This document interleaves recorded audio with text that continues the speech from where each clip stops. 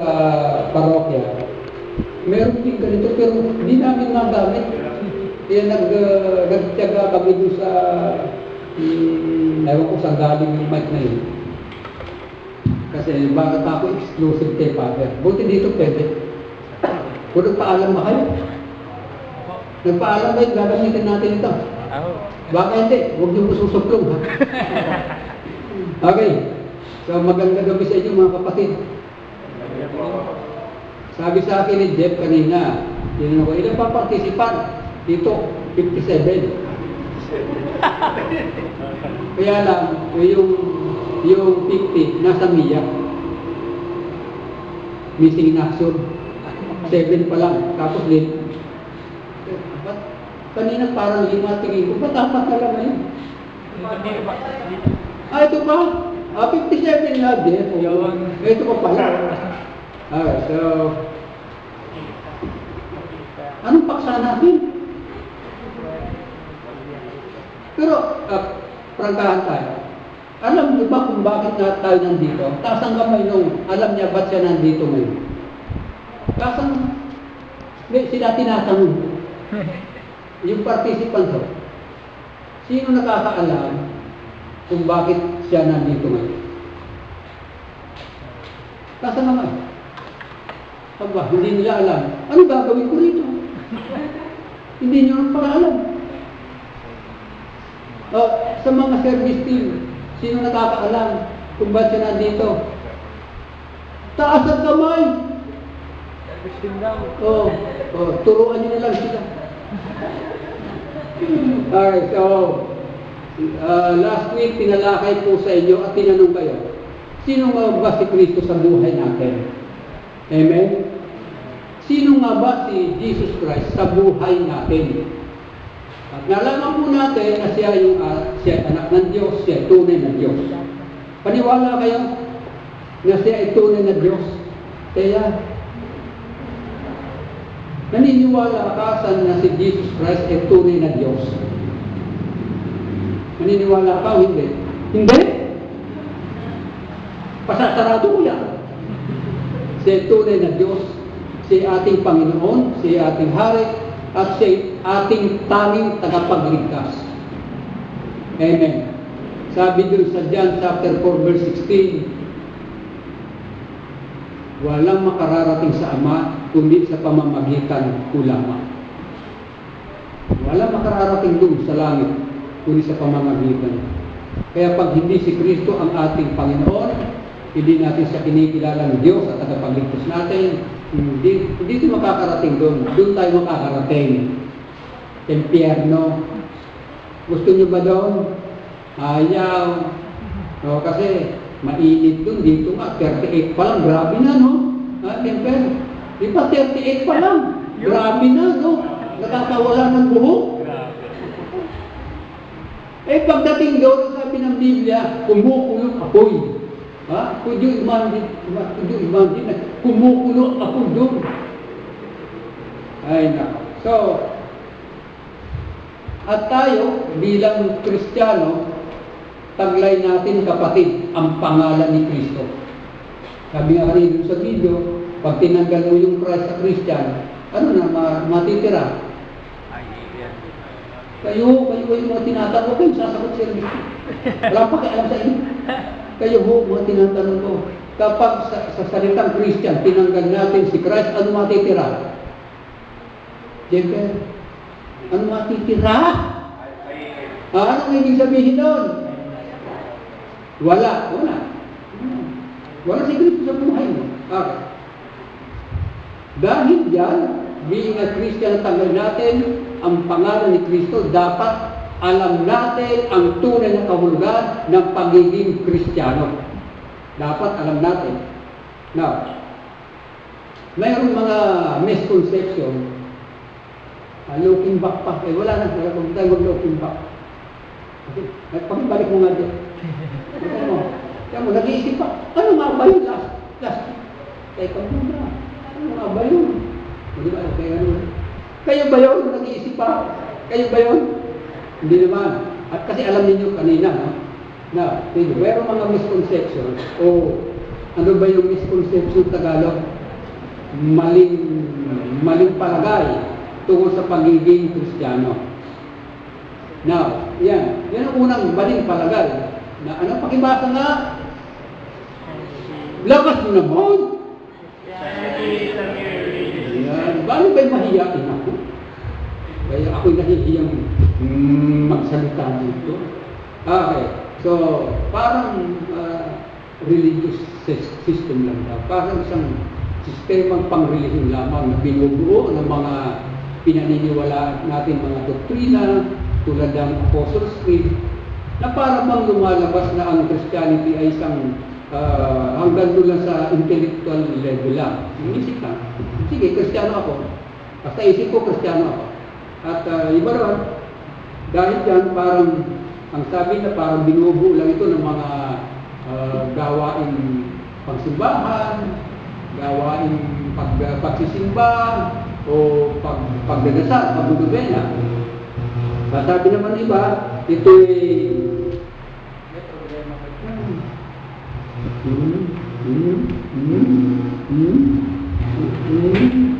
why, oh, wow.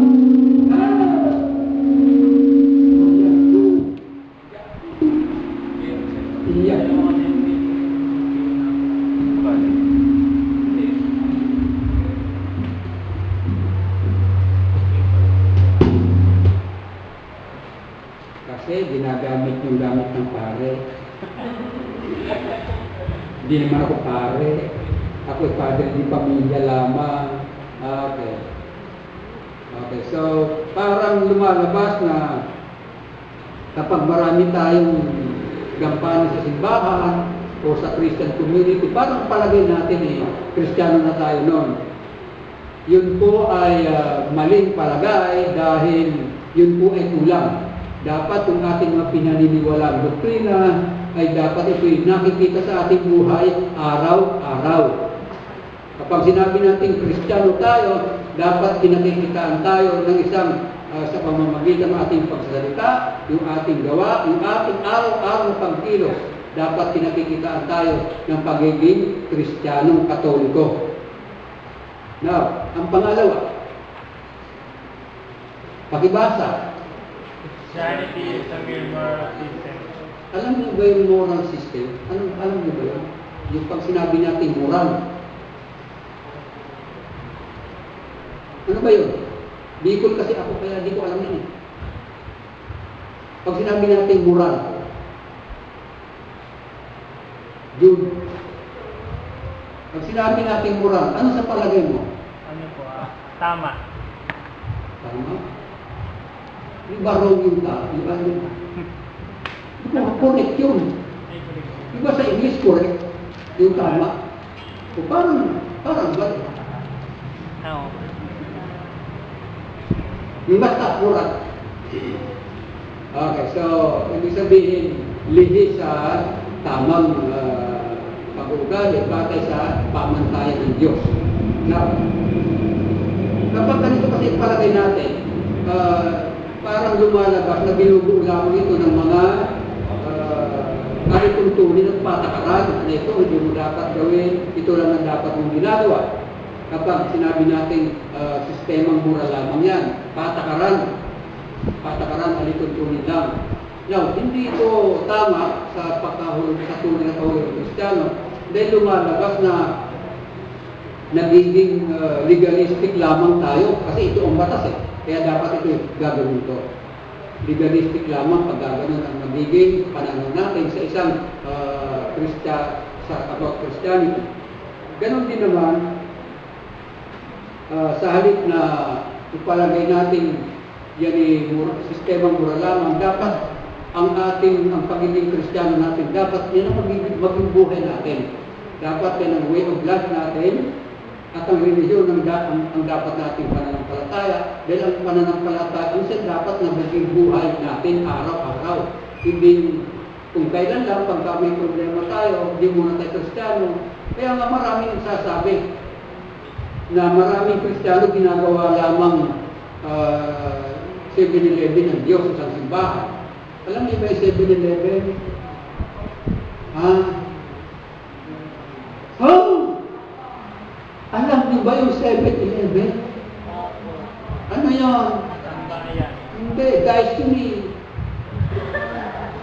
Hindi. Convenience store, di ba? Okay, bakit nga ganun? Bakit inihahalin tulad, di ba? Na ang mga Kristiyano daw ay parang ang tingin sa Diyos ng simbahan ay 7-Eleven. Kapag may kailangan ka, punta ka sa 7-Eleven o sa tindahan. Meron po kayo nito, wala, alis ka na. Meron ka ba nito? Meron, bili ka, alis ka na uli. Kaya maraming tao na nagsasabing Kristiyano, pag may problema, naglulubuhod din sa simbahan. Amen? Amen? Talaga namang paspasan ng dasal, talagang pinagpapawisan pa ng malakit ka ng dasal. Pero pag natanggap na yung kanyang hinihingi, nagka-boyfriend na, nagkatrabaho na, wala na, hindi na balik. Alis na. Pumasa na sa boat, wala na, ayaw na. Kung o kaya, sa isang sitwasyon na ipinagdadasal, siyang nagbuwan kanina, bata. Siyang na araw na nagnunubena, matanggap at hindi yung kanyang kahilingan, hindi na balik. Kaya lang babalik, mayroong uling kailangan. Sana hindi po kayo gano'n. Ikaw ba nagsisimba? Mukha mo. Okay, salamat ha. Ikaw, ang pangalan ito? Huwag mo itanong. Ano pangalan? Pagkataas mo naman, brother. Meron bang ID na sa ano? Yan! Bert! Am I correct, Bert? Yeah, Bert. Ikaw ba nagsisimba, Bert? Saan? Natural! Alam ka naman sa palengke. Pero merong simba sa palengke. Meron! Sinabi ko na meron sa Walter Bar, sa SM, sa Robin. May mga simbahan doon. Di ba palengke yun? Hindi, mall na pala yun. Ay, doon. Ikaw ba minsan gisimba? Minsan. How often? Yun nga. Mga gaano kadalasan minsan? Once a month, once a year, pag piyesta, pag may patay. Ha? Depende. Depende po. Depende. How about you, Jay? Minsan din. Yung tinatakpan ng ID. Yung tinatakpan ng ID. Bakit Mary? Ang apelido mo ba? Christmas? O New Year? Ikaw ba nagsisimba? Bakit? Why, my friend? Basta ayaw lang. Si Thea, alam ko, araw-araw ito. Araw-araw ito, hindi nagsisimba. Nagsisimba kasi pag niyayakag ka ni ang family niya, pag niyayakag ng family. Saan nagsisimba? Sa Baclaran, doon sa air condition. Well, sa mall. Siyempre, malamig din. Okay, si Rhea, yung sisimba, ba't ba ang kinikilig? Simba ka? Hindi naramdam ka. O nagdaramdam ka.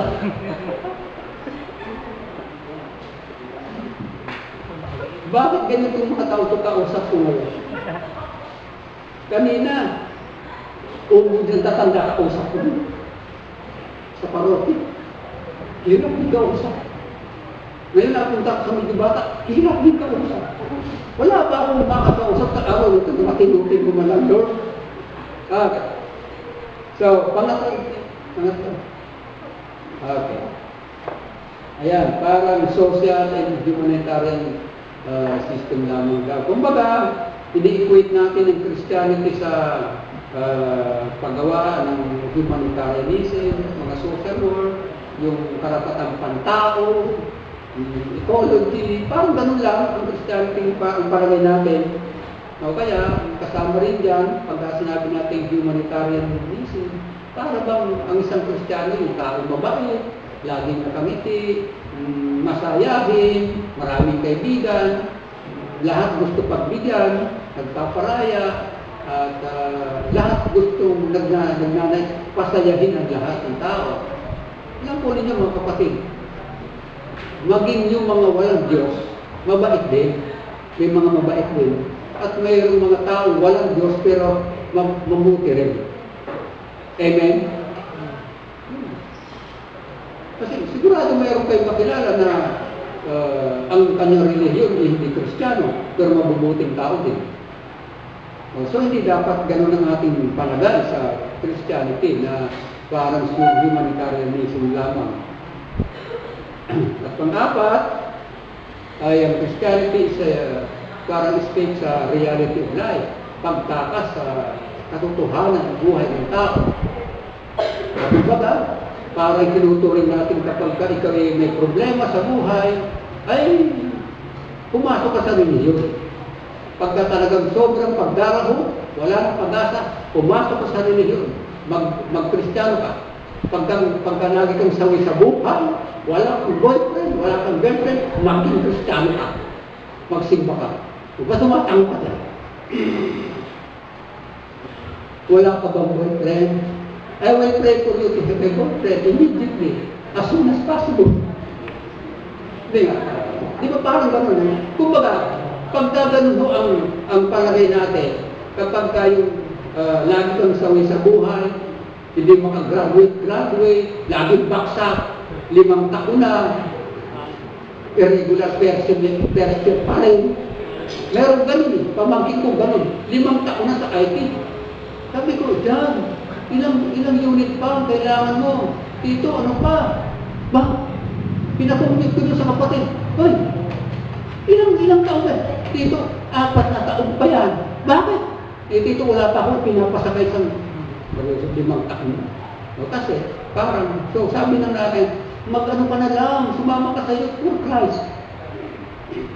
Para bang palagay natin sa pagiging Kristiyano yung tumakas tayo sa problema natin. Kumbaga, pag yung mga lalaki laging sawi sa pag-ibig, walang maibig, walang umibig, magpare ka na lang pare. Pag yung dalaga naman, lagi na lang sawi, lagi iniiwan ng boyfriend, nag-aasawa lang ba, dahil naiinip, o kaya walang maibig, o kaya walang gusto umibig, magmatri ka na lang. Hindi ganun ang Christianity, hindi ganun turo sa atin. Ang tunay na Christianity ay hindi nagtuturo, nakatakasan natin ang problema. Sa halip, ang ituturo natin, harapin natin ang problema. Ang problema, kahit saan ka pumunta, kasama mo yan. Kaya, at walang tao nabubuhay na walang problema. Dalawa lang klaseng tao pala ang walang problema. Alam niyo yung isa, magbigay, dala mo yan, pero no. Galing na sa kursa po eh. Anong tawag ito? Suhong. Kinakain nito sa Pampanga. Saan nga tawag ito? Saan? Walang problema. Ayun. Ano yung alam niyo yung dalawang tao na walang problema? Yung kahit sa doon. Yung walang problema. Kasi wala. Walang problema. Ano yun? Dalawang tao kasi, dalawang klase. Yung isa doon ay patay? May problema yun Problema nga magsalita niya. Patay. Patay niya rin yung problema. Pangalawa, di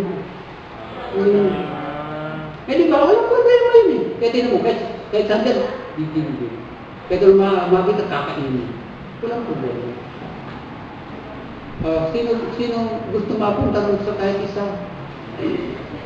Wala, di ba? So, harapin natin ang problema. Walang tao nabubuhay na walang problema. Kahit yung mga bilyonaryo, mas malaki problema nyo. Paano ingatan yung kanyang bilyon? Mabuti pa nga yung pulubi, hindi nagpapakamatay dahil walang pera. Namamatay ang pulubi sa gutom, pero hindi dahil sa pera. Pero maraming mayaman, bilyonaryo, nagpapakamatay dahil sa pera. Amen? Kasi nag-research ako sa internet. Sino yung kauna-unahang pulubi na nagpakamatay dahil walang pera? Wala eh. Nakalagay doon, marami namatay sa gutom. Tama na yun. Para kayo makinig eh. Okay, next slide. Now, pag-usapan natin, ano ba yung kung gayon? Ano yung mga pangunahing katotohanan about Christianity. Ayan.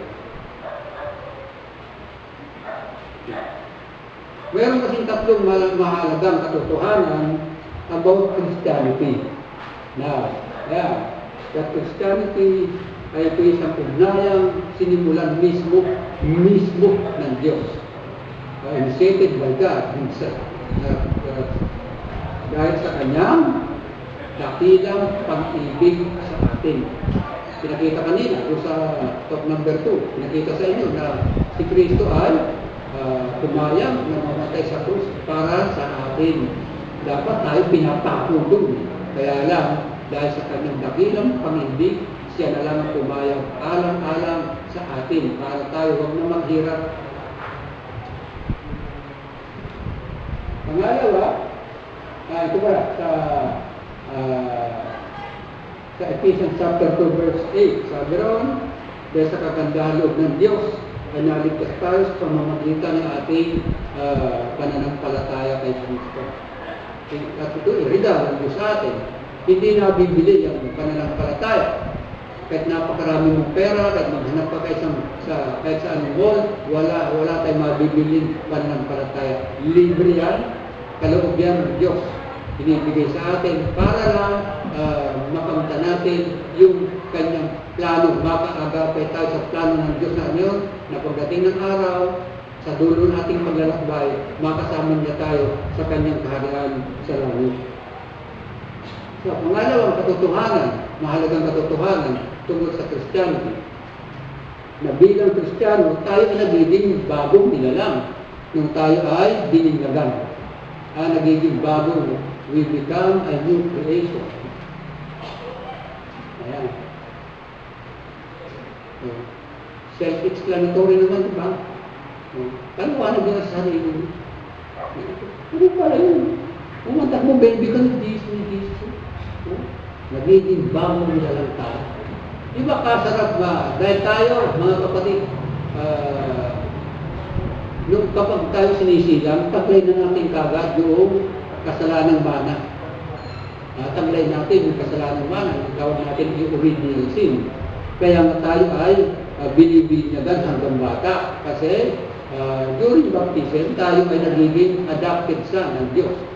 Nagiging anak tayo ng Diyos sa pamamagitan ng Kanyang Espiritu. And by that, nagiging bahagi tayo sa kabanalan at kaluwalhatian ng ating Diyos na napakabuti sa atin. Sa 2 Corinthians chapter 5 verse 17, ayan, nasabi sa atin na sino man nakipag-isa kay Kristo ay nagiging bagong nilalang. Wala na sa kanyang dating pagkatao kasi ganap na bago. Kaya pag sinabi natin tayo ay umatin ng Christian Life Program, nakatapos ng Christian Life Program, tayo member ng Corporate for Christ, dapat pinakikita tayo ng pagbabagong buhay. Hindi kung member ka na ng Singles for Christ, pero yung buhay mo noon hanggang ngayon, walang pagbabago, hindi tayo naging bagong nilalang. Hindi natin isinusuot ang kasuotang dapat may kabanalan at katwiran. So, yun ang dapat makita sa atin. Pag sinabi natin tayo ay nakipag-isa kay Kristo, it connotes na tayo ay nagkakaroon ng pagbabago sa ating buhay. Hindi ko sinasabing umod ka na ng bait, baka kunin ka ni Lord. Amen. Ibig sabihin lang, nag-i-struggle tayo, nagsisikap tayo, na baguhin yung mga masyadong bulgar na ginagawa nating mali. Kung nagdodroga tayo, sino dito kasama kung nagdodroga? Kasi tabi na tayo. Meron ba dyan? Okay, nagsasabi tayo Singles for Christ tayo, pero lakas mo manigarilyo, lakas umino, nagsusukan ka, dami mong girlfriend, dami mong boyfriend. Eh, baka naman kapatid hindi tayo nakakaganap niya. Ikaw ba din, pero ilang ba boyfriend mo? May boyfriend ka? Wala. Mabuti na lang. Girlfriend? Wala din. Ha? Sigurado ka? Huwag ka naman ang humus ng katawan mo. Wala. Strict ang parents mo siguro. Tingin ko nga. Strict ang person. Okay. So, parang kapag ganito kapatid ang ating kapag alam natin ito, na kapag tayo ay tinanggap natin si Kristo sa ating buhay, na tayo nakipangisa sa Kanya, dapat talaga magkaroon ng pagbabago. Kaya lang, hindi natatapos sa CLP, na dito parang bait tayo, tapos after 1 month na naging member tayo, bait pa rin tayo, after 2 months, medyo mabait na lang tayo, and then after 2 months, Dasmariñas, cluster din pa kami doon. Sabi ng isang nanay, mabuti pa brother Manny, nung wala pa sa singles for Christ yung anak ko, walang bisyo. Pero mula nang mapasama sa singles for Christ, dumami ang bisyo. Ito ba yun na nag-bisyo ka mo? Ha? Talaga lang? Ito ba? Kaya alam ko mabait ka. Alam ko mabait ka. Pero ito si John, tingnan ko dito Tapos si Bert, medyo ito babae lang ito Ito po. Ayaw ko doon, marami. Ito po. Pagka mag-boyfriend kayo kung girlfriend, isa lang, one at a time. Huwag kayo tutulad kay Bert. Iba sa Lunis, Martis, Mer. Bert, makakalbo ka maaga tulad. Yan ang palatandaan ng mga basta. Okay. So, tuloy-tuloy na pagbabago po ang pagiging Kristiyano. Hindi ngayon lang, hindi kung kailan katatapos mula ng CNP, tuloy-tuloy, it is a continuous renewal. Isang buhay na tuloy-tuloy ang ating pagbabago. So, pangatlo, sino ba kasama ni Jesus? Yung mga youth, mga Vince-Cortaz. Tayo hindi yata kasama dyan, ano? So, bilang Kristiyano, tayo po ay nagiging anak ng Diyos. Tulad na sabi ko kanina, nagiging adopted son tayo. At nakikibahagi po tayo sa Kanyang kabanalan. Kaya dapat tayo, pag sinabi natin tayo ay Kristiyano, dapat tayo ay ulitin. Kapag sinabi natin Kristiyano, tayo ay nakikibahagi, kapag nung bininyagan tayo nakikibahagi sa kabanalan ng Diyos. Kaya pag sinabi natin tayo Kristiyano, tayo ay dapat ay lakas Diyos, tayo ay dapat ay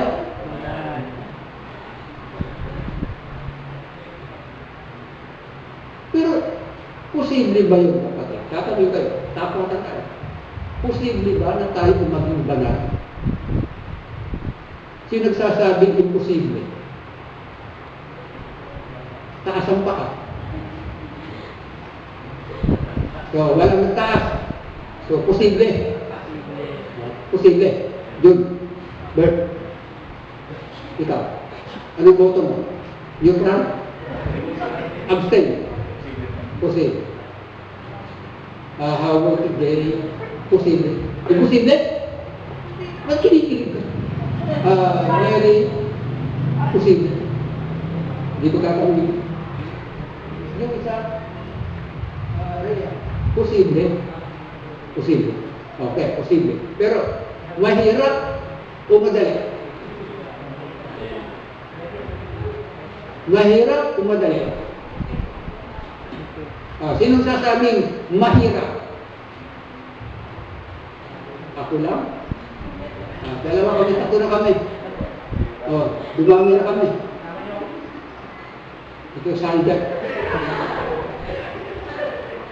Ang layo niyo. So, ano pa sabi? Ano boto natin? Mahirap. Mahirap. So, ang boto nyo, madali. Taas ang kamay kung madali. Yung asawa ko lang saka akong sabi madali. Tayo ka muna. Mukhang naguguluhan ako dito. Pero Sa palagay niyo ba madali? Mahirap talaga. Mahirap. Tanungin natin ang Biblia.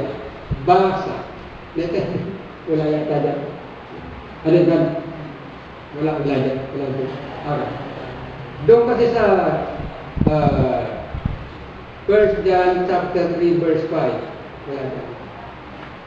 Sinasabi ron, hindi mahirap sundin ang utos ng Diyos.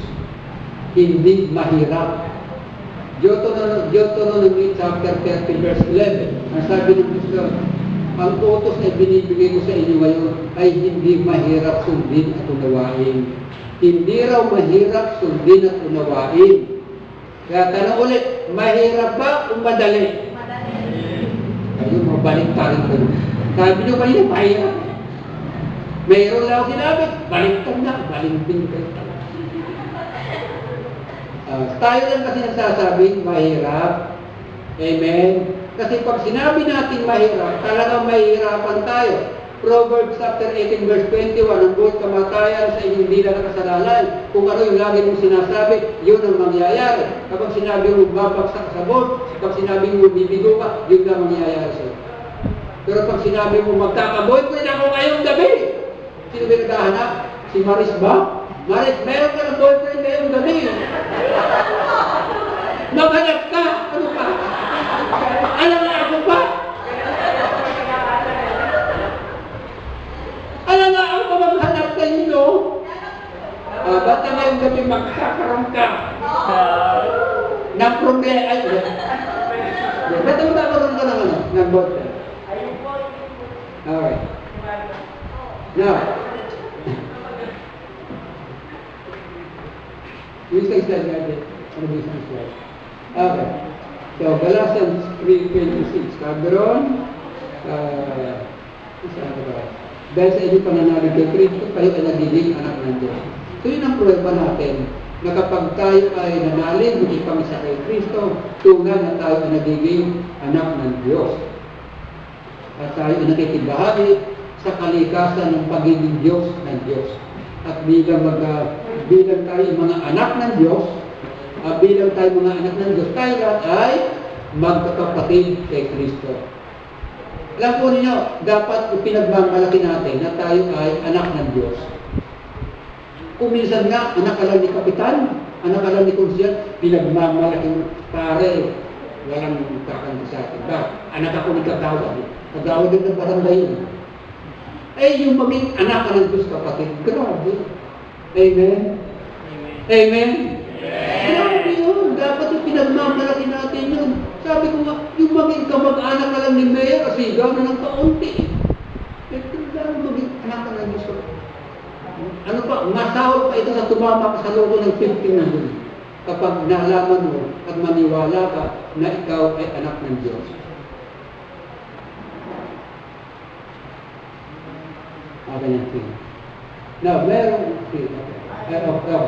tingin natin yun. Kasi maganda yan.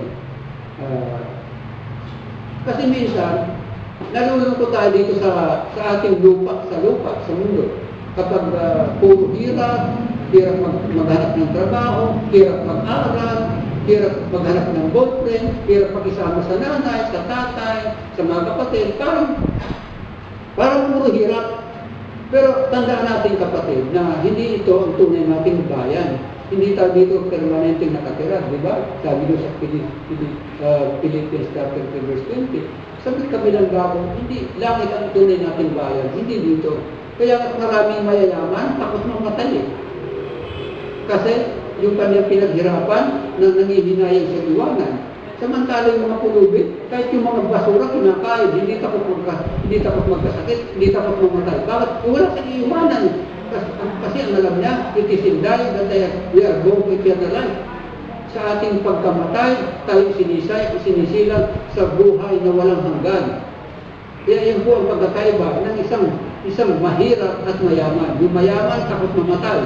Dahil nanghihinayang doon sa kanyang yaman na maiiwan. Pero yung mga mahirap, o kung mayaman ka man, pero ikaw namumuhay bilang isang tunay ni Kristiyano, hindi ka natatakot mamatay. Kasi kahit anong gawin natin kapatid, kahit anong gawin natin, kahit isa doon sa mga inipon mong pera, hindi mo madadala. Ang katunayan niyan, pag namatay isang tao, ang madadala lang niya, isang terno, isang kasuotan, isang parang kasuotan, biyak pa yung likod. Biyak pa, kasi di ba isusuta sa kanya, biyak pa. Hindi, sayang naman pinaghirapan mo dito, nag-ipon ka ng napakaraming mamahaling damit, mga original, mga signature, ano-ano. Iwanan mo lang yung kapatid. Kasi doon sa San Pedro, meron po doon na napakayaman. May aral siya na po ilang eskwelahan. Nung mamatay po yun, yung kanyang kabaong ginto. Kinabukasan, headline sa balita, bangkay hinolda. Kasi yung, totoo po ito, nasa dyan yun. Bangkay hinolda. Bakit?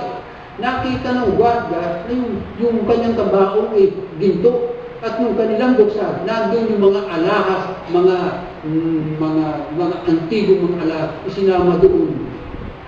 Kaya sabi ng mga buti na, karamutan niya. Kung yung ba naman ibinenta o binigay sa mga kapitbahay ng mahihirap, di sana ipinagdasal pa siya. Kaya yung kanyang kaluluwa ay mapunta sa langit. Dahil sa kanyang karamutan, sabi, mabuti na sa kanya, mapunta, kahit patay na.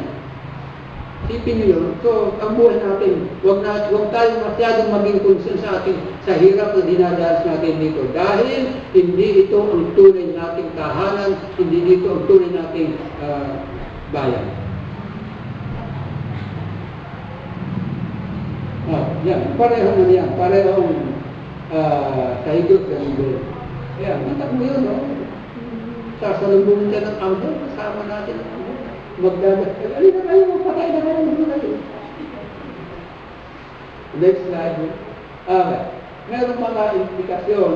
Sumasaksak. Sino ba yan? Kilala niyo yun? Sino? Sino yan? Yung sumasaksak. Si Abraham. Ang sinasaksak ay si Isaac. Yan. Si Isaac. Abraham and Isaac. So, ganyan po yung isang ang implikasyon o yung dalang pakahulugan ng pagiging Kristiyano natin. Ano yun? Ang isang Kristiyano ay isang tao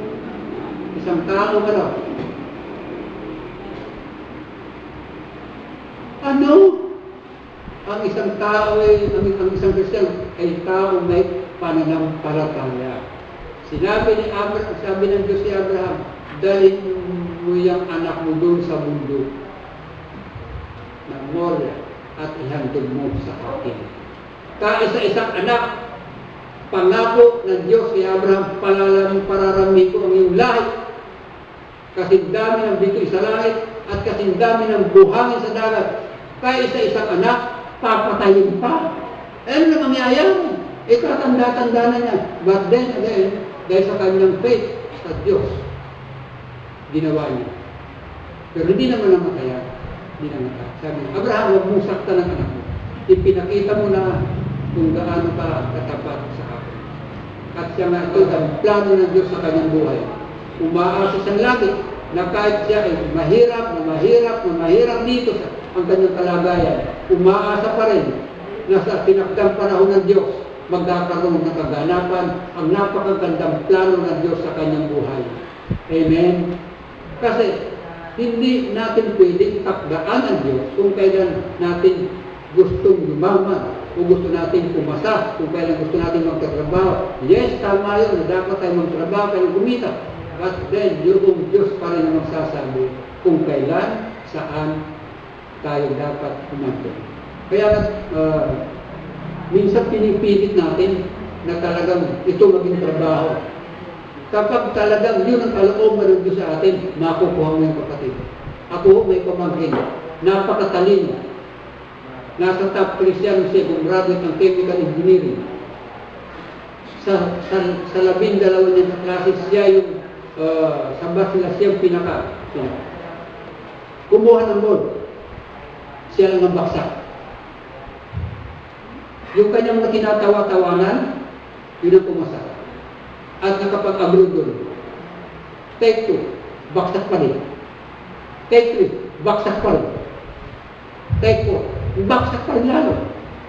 Parang kamuntik na maganyan. Kasi sa sobrang kahihiyan, sa sobrang self-pity na, sa sobrang depresyon, grabe na, hindi niya makaya. Sabi ko, Nalin, ikaw, hindi ka kailangan magtrabaho dahil milyonaryo kayo. Pero yung mga kaklase mo mahihirap, yun ang dapat pumasa kasi sila ang kailangan magtrabaho. Totoo yun. Pero sabi ko, maniwala ka lang na sa panahon itinakda ng Diyos, papasa ka. Sa panahon itinakda ng Diyos, kahit hindi ka pumasa, magkakaroon ka ng napakagandang trabaho. And true enough, nagkaroon siya ng napakagandang trabaho sa ibang bansa. At na-promote pa yung kanyang in-applyan na para maging quality control, para qualitative analysis sa ginawa siyang supervisor. Kaya yung kanyang kita, naging times 3 pa. So, yun ang mga panahon na huwag nating bibigtahan ng Diyos. Huwag nating uutusan ng Diyos. Sa halip, hindi na sa Lord, kung anong kalooban mo sa akin. Kung anong kalooban mo sa akin, maganap sa akin. Amen?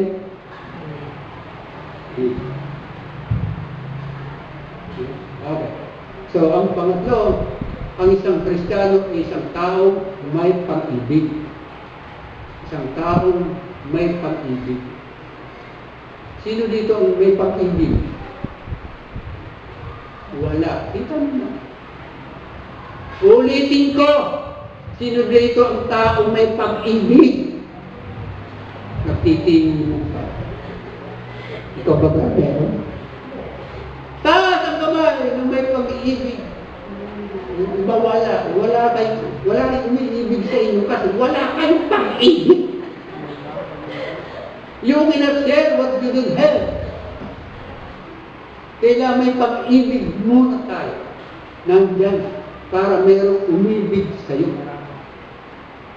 Alam po ninyo, yung pagpunta daw sa langit, hindi yung mga tinatanggap natin, hindi yung mga iniipon natin, kundi kung ano yung ibinabahagi natin. Kapag hindi ka nagbahagi ng pag-ibig, walang iibig sa iyo. Tandaan mo lang, Sarah.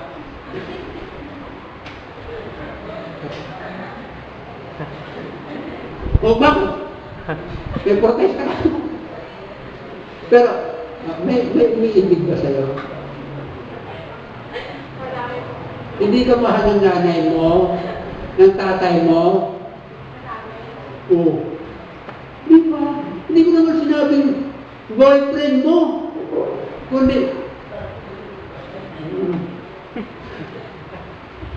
mahirap mo kausap ito mga kapit. Mabuti pa dito, madalang kausap. So, taong may pag-ibig. Dahil sabi doon sa John, chapter 13, verse 35, yan, sinasabi, kung kayo mag-iibigan, makikilala ng lahat na kayo nga ay mga alagad ko. Ibig sabihin, tayo mga taga-sunod ni Kristo, tayo ay mga Kristiyano. Pag sinabi kasing alagad, tayo ay taga-sunod ni Kristo. Tanong ulit.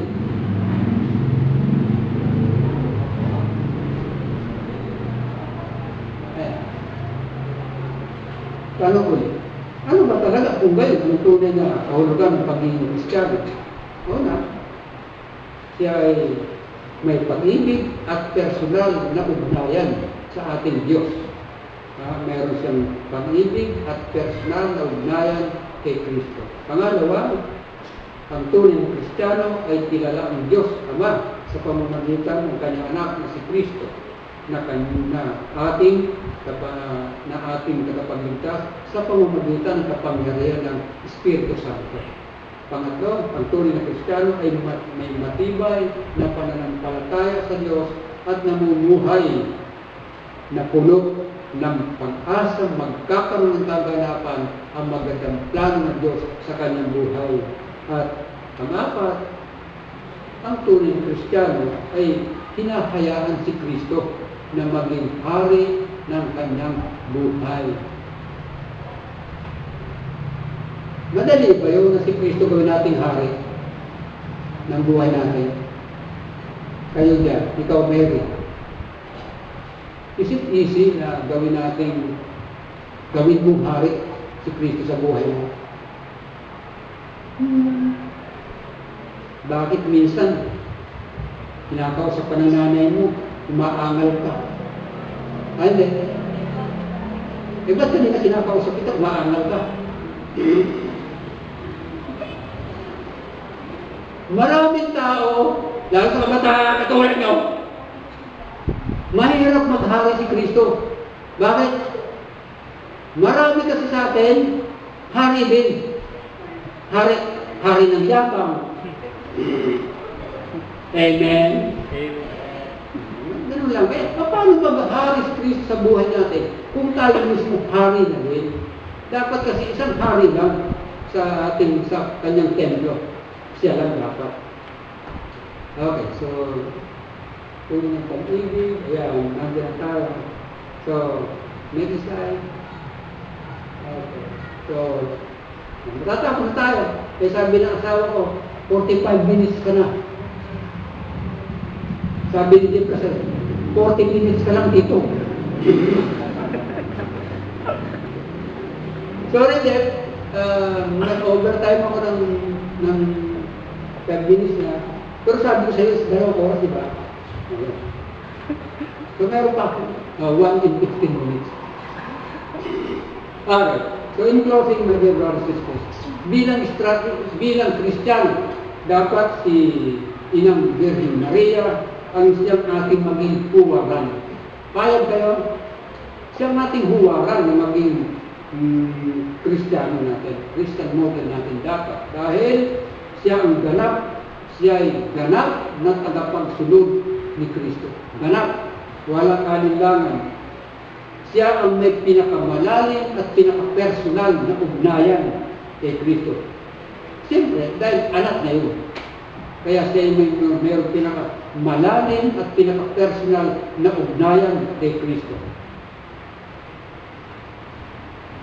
Ang alawa, si Virgin Maria ang unang nanampalataya. Unang-una, mula sa pagbalita pa lang ni Anghel Gabriel na siya ay maglilit at manganganak ng, di ba? Sa trabaho, alam mo pare, sabi ng supervisor natin, ano?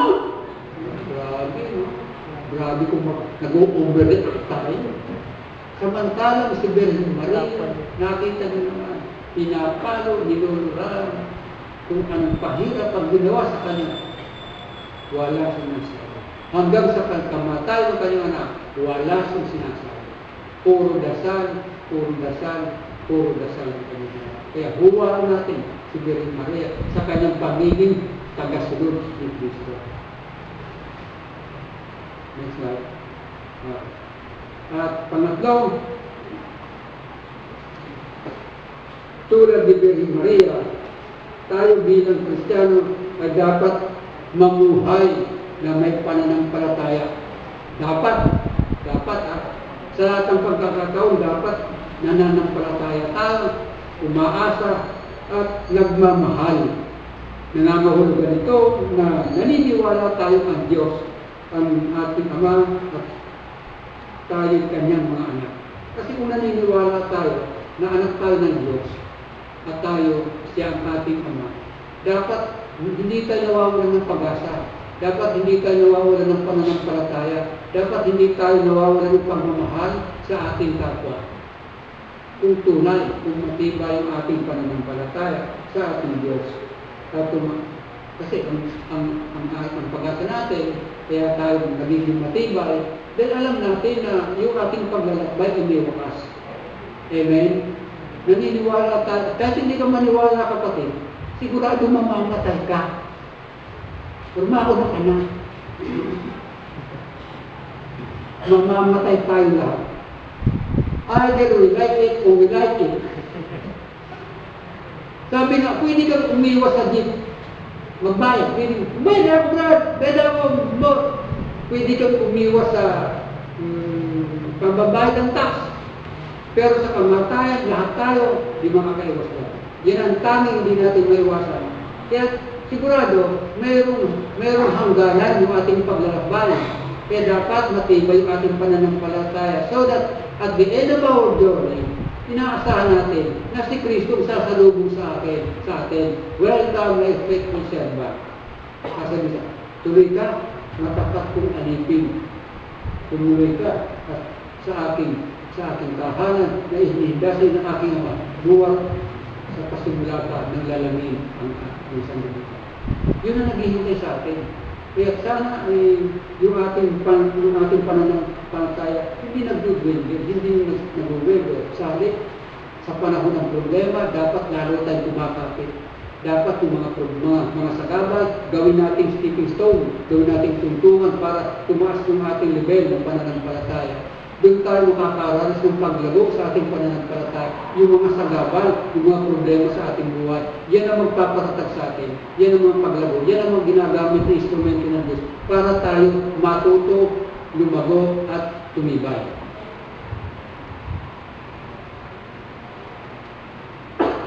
Dapat, bilang mga Kristiyano, tayo ay tagasunod ni Kristo.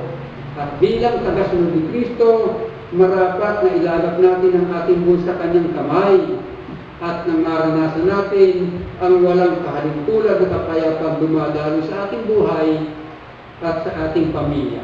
Mararanasan natin yan kapag tayo nananatiling tapat na tagasunod niya. Maging ang pamilya nyo ngayon magulo kapag ikay naging tapat kapatid kay Kristo. Yung padadaluin ng Diyos ang kapayapaan sa iyong buhay at maibabahagi mo yan sa iyong pamilya. Magtataka ka ba? Sabi niya, si Bert, mala, ang bait naman. Sabi ng nanay niya.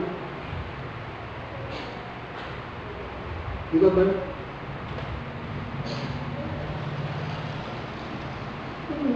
Kasi naging matapat ko. Okay. So, bilang gayon, pinatawagan tayo, kapatid. Pinatawagan tayo na upang magsisi at manampalataya. Yan po ang paksa natin. Next time. Talk number 4. Next time. Babalik po ba kayo? Mga mukha nyo. 27 na sabi rin. Ilan ba ito? Wala mo. Lakas ko diba? Basa!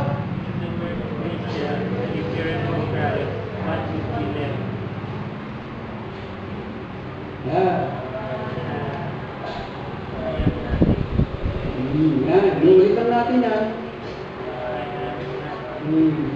Maganda nangyayari sa buhay natin. Okay, so yan po ang pakita mo naman yan. Nagsirapan ko yun. Okay, so mga kapatid, nawa meron kayong natutunan sa bandito at baka lumampas ako sa oras. I just hope na next time or next Saturday, andito pa rin kayo kasi ako pa rin yung speaker na. Sana makita-kita tayo. Sana hindi ko nagsasawa sa pagkakasaksakan ito. Kasi paganda po yung ating mga panayam. Pagaling yung ating mga speaker. Kaya yung susunod mas magaling. Kasi gusto namin mawili kayo. Kaya sayang lang ako nangihinaya at dapat sila manghinaya yung mga tumitigil. Amen? So with that, my dear brother and sister, good evening and God bless you.